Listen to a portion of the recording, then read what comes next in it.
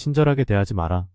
내가 베푼 호의가 좋은 사람에게 전해진다면 그 호의는 기쁨으로 돌아올 수도 있지만 슬프게도 대부분의 사람들은 나를 무시하고 얕보기에 급급해진다. 따라서 자신의 재능을 쉽사리 과시하지 마라. 자기 재능을 크게 과시하는 것보다 더 어리석은 사람은 없다. 남들보다 재능이 뛰어난 사람이 가장 먼저 해야 하는 일은 가진 재능을 감추고 드러내지 않는 일이다. 재능이란 과시하는 순간 공격의 대상이 된다. 어떤 방식으로든 과시를 해서는 안 된다. 상대방에게 나의 월등함을 과시하게 된다면 격렬한 열등감과 분노심을 일으키게 된다. 상대방은 결국 나에게 복수심을 품고 모욕을 주어 안갚음을 하고 싶어하기 마련이다. 사람은 본디 자신과 비슷하거나 자신보다 열등한 사람과 있어야 가장 큰 편안함을 느낀다는 사실을 잊지 말라. 어릴 때 친했던 친구들과 시간이 지날수록 멀어지는 이유도 이와 비슷하다. 오랜 시간 자신만의 삶을 살며 어릴 때의 친구들과 비슷한 부분이 사라졌기 때문에 점점 멀어질 수밖에 없는 것이다. 그러니 나의 안전을 위해 나의 뛰어난 점을 너무 드러내지 말고 재능을 드러내야 할 때와 숨겨야 할 때를 구분하여 다른 사람을 안심시켜라. 사랑하지도 말고 미워하지도 말아라. 타인에게 비밀을 말하지도 타인을 무시하지도 타인의 의견에 반박하지도 말며 걱정을 말하지 않는다면 더 나은 인생이 될 것임이 분명하다고 생각한다. 그렇지만 어떤 명언을 지키며 살아야 하는 세상에서 산다는 것은 어처구니가 없을 정도로 슬픈 일이다. 타인에 대한 기대치를 낮춰라. 인간은 본래 이기적이기에 그런 이기주의는 타인에 대한 존중심과 배려심을 낮춘다. 외로움을 받아들이고 타인에게 의존하지 마라. 이렇게 힘든 시기를 견뎌내는 것은 어려운 일이다. 하지만 이러한 시기를 통해 우리는 더욱 성장하고 더욱 강인해질 수 있다. 스스로의 강인함을 길러나가면서 우리는 더욱 자신감을 가지게 되고 어려운 상황에서도 극복할 수 있는 힘을 키우게 된다. 당신의 공허함과 외로움을 채워줄 수 있는 방법은 많다. 가족, 친구, 취미 등 다양한 것들이 있을 것이다. 또한 당신의 인생에서 가장 소중한 것은 무엇인가 이러한 질문에 대해 생각해보며 당신의 인생에 대한 명확한 목표를 설정해보는 것도 좋은 방법이 될 수 있다. 이를 통해 우리는 당신의 고통과 외로움을 극복할 수 있는 더 나은 방법들을 찾아낼 수 있게 된다. 강한 사람이란 고독과 외로움을 견뎌내는 사람이다. 그러나 우리는 단지 고독과 외로움을 견뎌내는 것만으로는 충분하지 않다. 더욱 중요한 것이 무엇인지 아는가? 우리는 고통과 고독의 의미를 알고 이를 극복하기 위해 노력하는 사람이 되어야 한다. 이를 통해 우리는 더욱 강인하고 더욱 자신감을 가지게 되며 어려운 상황에서도 우리의 인내력과 근성을 발휘할 수 있게 된다. 사람을 대할 때 처음에는 일부러 친절하고 계산 없이 대하는 것도 나쁘지 않다. 하지만 상대방이 만약 선을 넘으려고 하는 기색을 주면 그땐 인연을 끊어버리는 것이 좋다. 쇼펜하우어에 따르면 인간은 태생부터 고독한 존재이고 모든 고통과 번뇌의 원인이 타인과의 관계에서 오는 거라고 한다.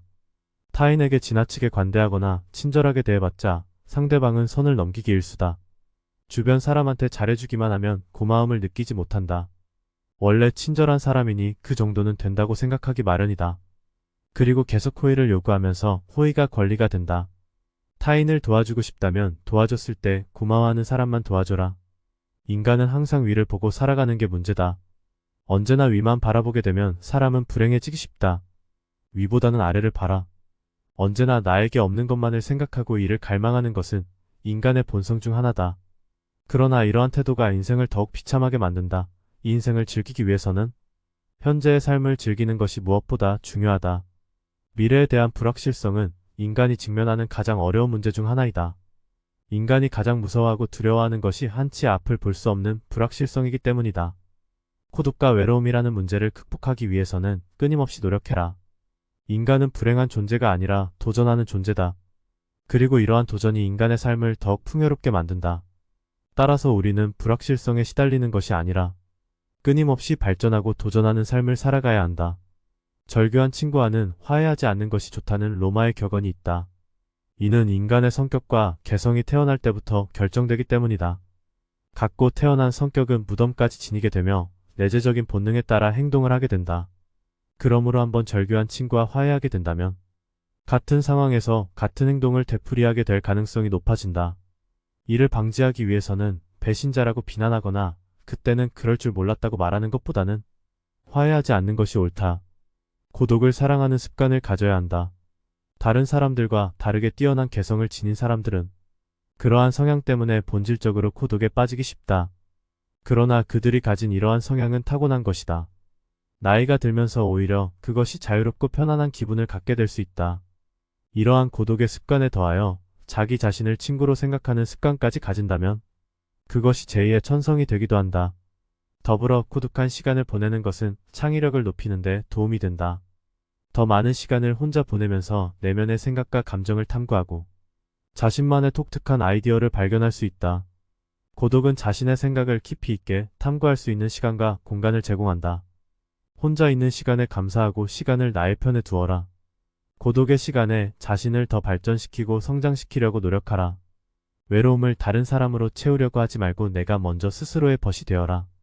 내가 진정 원하는 것이 무엇이고 언제 행복해야 하는지를 탐색하여 작은 행동의 변화만으로도 행복할 수 있는 사람이 되어라. 스스로가 원하는 나의 모습을 갖추었을 때 티를 내지 않아도 아름다움이 빛을 발하고 주변에 사람들이 모여들 것이다. 내가 꽃이 되면 나비는 자연스럽게 찾아온다. 이 인간은 배신하는 존재다. 타인에게 지나치게 관대하게 대하지 마라. 안 좋았던 관계를 회복하려고 굳이 노력해봤자 좋을 게 없다. 똑똑한 사람은 용서를 하지만 현명한 사람은 무시를 한다. 가족에게도 다 맞춰줄 필요 없다. 맞춰주면 당연한 줄 안다. 사람은 혼자일 때야 뒤로써 온전한 자신이 된다. 내가 상황이 힘들어지면 친했던 사람들도 다 주위를 떠나기 마련이다. 고독을 사랑하는 사람만이 진정한 자기 자신이 될 수 있는 법이다. 상처받고 인간관계를 다 끊기 전까지는 모를 것이다. 친구란 건 한순간에 사라지는 것이고 나 자신밖에 없다는 것을 싸울 때는 중립을 지키는 게 좋다. 말도 가급적 아껴라. 세상은 넓은데 반의 사람은 무섭다. 드러내지 말고 벙어리가 되는 편이 좋다. 나이 들어 돌이켜보면 착한 사람으로 인정받기 위해 노력하며 사는 게 큰 가치가 없다. 인간은 본래 이기적이고 남는 건 친구나 지인이 아니라 가족뿐이다. 사람은 무슨 일을 겪든지 자신에게 이득이 되지 않으면 멋대로 행동한다. 10년지기 친구라고 해서 다를 바 없다. 인간은 자기에게 이득이 되지 않으면 언제든 배신하는 존재다. 인간은 너그럽고 친절하게 대하기만 하면 버릇이 없어진다. 마치 어린아이와 비슷하다. 우리의 슬픔은 대부분 다른 사람들과의 관계에서 비롯된다. 우리는 다른 사람들과 같아지기 위해 우리 인생의 대부분을 낭비한다. 사람들의 눈높이에 나를 맞추려는 데서 모든 불행이 시작된다. 나는 어쩔 수 없이 나다. 내가 나를 부끄러워하지 않는다면 사람들도 나를 부끄러워하지 않게 될 것이다. 나의 걱정을 남에게 말하지 말라. 당신이 직면한 문제를 절대로 남에게 말하지 마라. 일할은 신경조차 쓰지 않을 것이고 구할의 사람들은 당신이 문제에 처했다는 사실에 몹시 기뻐할 것이다. 언제 닥칠지 모르는 사건 때문에 마음의 평화를 잃는 일은 없어야 한다. 이를테면 우리는 불행한 일이 절대로 일어나지 않을 것이라거나 적어도 지금 당장은 일어나지 않을 것이라고 생각할 필요가 있다. 인간의 사교는 사교가 좋아서가 아니라 고독이 두려워서이다. 고독은 뛰어난 정신을 지닌 자의 운명이다. 사교가 뛰어난 사람은 대체로 평범한 사람이라고 평가해도 좋다.